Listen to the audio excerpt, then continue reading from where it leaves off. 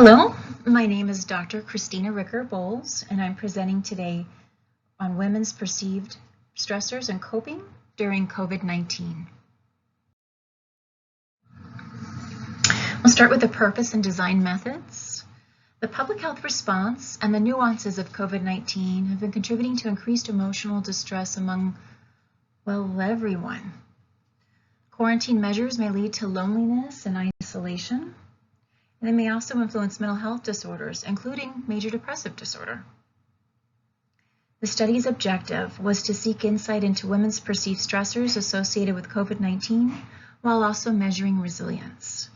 So we looked at things such as employment status, if there were children in the home, as we recognize that children were often homeschooled across the United States during the pandemic, if they had elderly at home.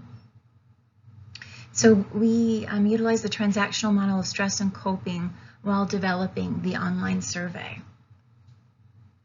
We, of course, first sought IRB approval, and that was both through the University of Nevada, Las Vegas, as well as the University of Wisconsin-Madison.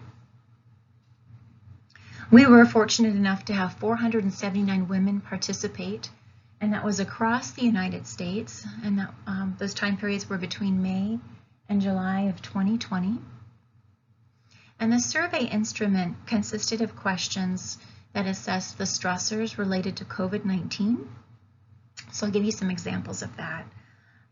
We inquired if there were loved ones to discuss their particular stressors and situations.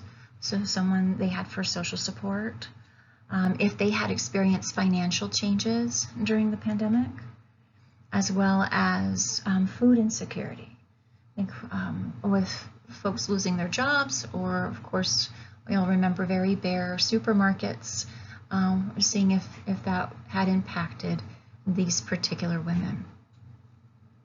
We also included the Brief Encounter Psychosocial Instrument, the BEPSI, which looks at perceived stress. The 10-item Connor-Davidson Resilience Scale, which is also known as the CD Risk 10, to really look at resilience, the Ways of Coping questionnaire, the WCQ, as well as the Center for Epidemiological Studies Depression Scale. That was a CESD. So we looked at descriptive statistics, the correlation coefficient, and paired t-tests in analyzing the data. What we found was that the mean age of the female participants was 41. There was a strong negative correlation between COVID-19 stressors compared to resilience. We had used descriptive statistics in calculating for the CESD, and with that, a score of 16 and above was noted as depressed. We also used a pair sample t-test for the BEPSI, the CD Risk 10, and the CESD, which all independently noted statistical significance when looking at between pre-COVID and since COVID resilience scores.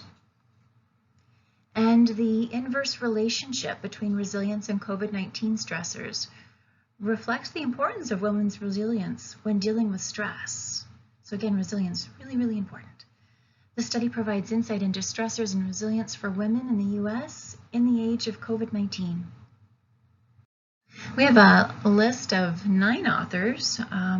It's myself. It's also Dr. Johanna Adlam. It's Dr. Carolee Dodge-Francis, Daryl Taylor, who is a PhD candidate, Dr. Eboni Anderson, Megan Murphy-Belcaster, who's also an MD candidate, Dr. Melva Thompson-Robinson, Ms. Sutton King, and Dr. Tristesse Burton. Our university affiliations are noted on the slide, and we very much want to acknowledge our participants. We couldn't have done it without you, and we truly appreciate you coming to this presentation as well. Our contact information is noted on the slide, and I very much thank you for your time. Thank you.